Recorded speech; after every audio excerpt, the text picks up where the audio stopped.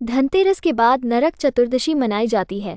इस दिन को छोटी दिवाली, रूप चौदस और काली चौदस भी कहा जाता है। इस दिन यम पूजा, कृष्ण पूजा और काली पूजा होती है। इस दिन दक्षिण भारत में वामन पूजा का भी प्रचलन है। आइए जानते हैं नरक चतुर्दशी की 3 पौराणिक कथा। नरक चतुर्दशी की पहली कथा। नरकासुर को भौमासुर भी कहा जाता है। कृष्ण अपनी 8 पत्नियों के साथ सुखपूर्वक द्वारिका में रह रहे थे। एक दिन स्वर्गलोक के राजा देवराज इंद्र ने आकर उनसे प्रार्थना की, हे कृष्ण, प्रागज्योतिषपुर के दैत्यराज भौमासुर के अत्याचार से देवतागण त्राही त्राही कर रहे हैं।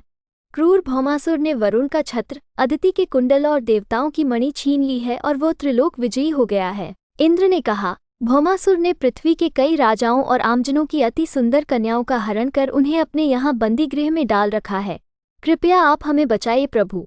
इंद्र की प्रार्थना स्वीकार करके श्रीकृष्ण अपनी प्रिय पत्नी सत्यभामा को साथ लेकर गरुड़ पर सवार हो प्रागज्योतिषपुर पहुंचे। वहां पहुंचकर भगवान कृष्ण ने अपनी पत्नी सत्यभामा की सहायता से सबसे पहले मुर दैत्य सहित मुर के 6 पुत्रों ताम्र, अंतरिक्ष, श्रवण, विभावसु, नभश्वान और अरुण का संहार किया। मुर दैत्य का वध हो जाने का समाचार सुन भौमासुर अपने अनेक सेनापतियों और दैत्यों की सेना को साथ लेकर युद्ध के लिए निकला। भौमासुर को स्त्री के हाथों मरने का श्राप था, इसलिए भगवान श्रीकृष्ण ने अपनी पत्नी सत्यभामा को सारथी बनाया और घोर युद्ध के बाद अंत में कृष्ण ने सत्यभामा की सहायता से उसका वध कर डाला। इस प्रकार भौमासुर को मारकर श्रीकृष्ण ने उसके पुत्र भगदत्त को अभयदान देकर उसे प्रागज्योतिष का राजा बनाया।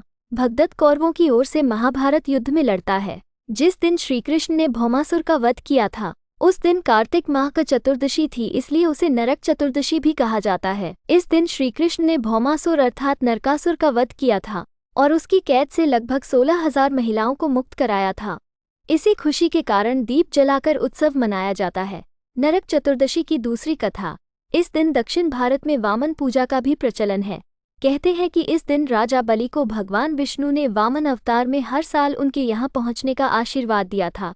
इसी कारण से वामन पूजा की जाती है। अनुसराज बलि बोले, हे भगवन, आपने कार्तिक कृष्ण त्रयोदशी से लेकर अमावस्या की अवधि में मेरी संपूर्ण पृथ्वी नाप ली है, इसलिए जो व्यक्ति मेरे राज्य में चतुर्दशी के दिन यमराज के निमित्त दीपदान करेगा उसे यम यातना नहीं होनी चाहिए, और जो व्यक्ति इन 3 दिनों में दीपावली का पर्व मनाए उनके घर को लक्ष्मी जी कभी न छोड़ें, ऐसे वरदान दीजिए। ये प्रार्थना सुनकर भगवान वामन बोले, राजन, ऐसा ही होगा, तथास्तु।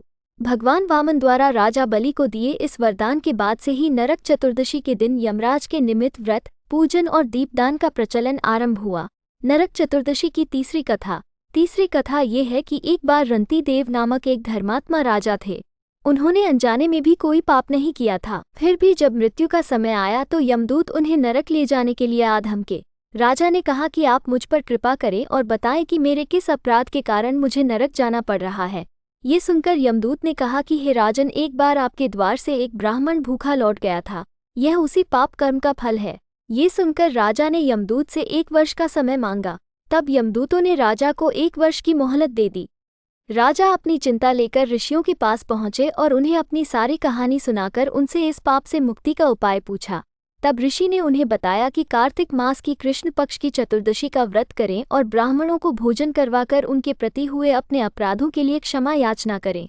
राजा ने वैसा ही किया जैसा ऋषियों ने उन्हें बताया। इस प्रकार राजा पाप मुक्त हुए और उन्हें विष्णु लोक में स्थान प्राप्त हुआ। उस दिन से पाप और नरक से मुक्ति हेतु भूलोक में कार्तिक चतुर्दशी के दिन का व्रत प्रचलित है। तो प्यारे साथियों, आज की यह पौराणिक कथा आपको कैसी लगी? अगर आपको अच्छी लगी हो तो वीडियो को लाइक, शेयर और चैनल को सब्सक्राइब करना ना भूलें। धन्यवाद।